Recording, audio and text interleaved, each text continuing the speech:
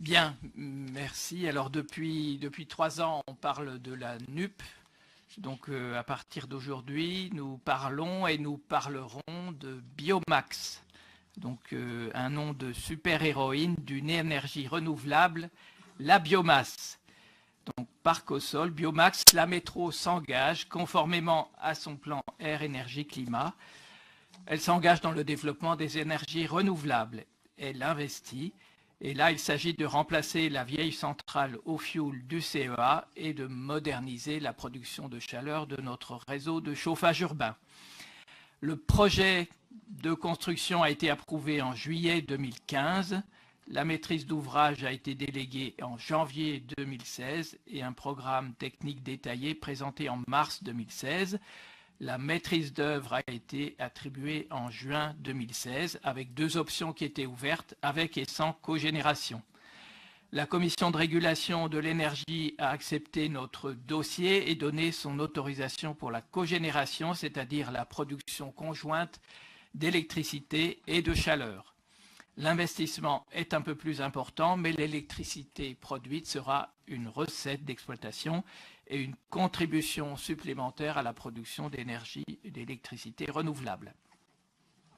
Donc les équipes de maîtrise d'ouvrage, de maîtrise d'œuvre, sans oublier les équipes de la métro, ont bien travaillé pour arriver à cet avant-projet détaillé et j'ai pu suivre régulièrement l'avancement du dossier. Donc notre super-héroïne Biomax sera construite sur la presqu'île en bordure de l'A480 et l'accord des partenaires sur l'avenir de l'A480 était aussi très attendu pour l'avancée de ce dossier Biomax, même si certains problèmes d'accès de chantier sont encore à régler. Ce lieu est soumis au risque d'inondation et des solutions spécifiques ont dû être trouvées pour y remédier. Notre super-héroïne sera belle, visible depuis l'A480 où les véhicules partant vers Lyon resteront sans doute encore un peu à 70 km/h, rien que pour l'admirer avec son habillage de bois ajouré, laissant deviner des dessous mystérieux.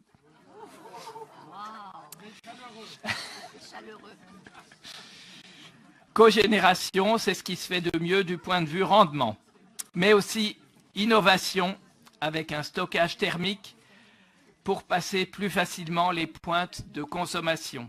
Innovation aussi avec la récupération de la chaleur des fumées pour sécher le bois avant de le brûler, ce qui améliore le rendement. La biomasse, ce sera ce qu'on appelle les plaquettes forestières avec un approvisionnement dans un rayon qui ne doit pas dépasser une centaine de kilomètres en Isère et en Savoie. Et il faut ajouter encore l'optimisation de la combustion à haute température, ce qui permet de réduire considérablement l'émission de polluants. Donc on a parlé tout à l'heure du chauffage au bois. Là, on est tout dans un registre tout à fait différent avec donc des très hautes températures et donc très peu de polluants émis. Donc l'avant-projet définitif, ça veut dire en plus des précisions techniques, des précisions financières. Donc l'estimation initiale était dans 51 millions d'euros hors taxes, hors charges foncières et frais d'aménagement. La prévision actuelle est de 57,6 millions d'euros, avec des surcoûts qui proviennent d'aléas techniques. J'ai cité donc la prise en compte du risque d'inondation. On doit aussi avoir un traitement particulier, donc le compactage du sol, et puis la prise en compte des risques technologiques liés au site, donc la proximité d'autres occupations sur le site de la presqu'île. Il y a aussi des améliorations techniques donc, qui permettent l'optimisation de l'installation et d'augmenter les recettes d'exploitation. Et enfin, les améliorations architecturales. Donc, ce qui vous est proposé aujourd'hui, c'est de valider cette étape d'avant-projet définitif. Et puis, la suite, donc ce sera le dépôt des permis de construire au printemps, une enquête publique à l'automne et puis le début des travaux en 2018 avec pour une mise en marche, donc une mise en marche dans 3 ans. Voilà la présentation de cette délibération. Peut-être également l'amendement, si c'est possible.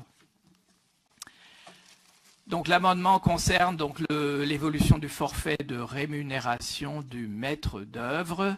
Donc il y a une modification donc sur l'enveloppe financière du maître d'œuvre. Donc il faut indiquer donc avec il faut remplacer donc la tranche, enfin, il y a les tranches fermes, tranches conditionnelles avec le total général, donc qui est indiqué à 2 479 000 euros. Voilà, c'est ce changement qui est modifié dans la délibération avec une augmentation de 52 900 euros qui est liée à l'évolution du prix. Ensuite, la durée du bail qui est ramenée de 50 à 40 ans. Là aussi, ça fait partie des négociations qui ont été faites avec le CEA.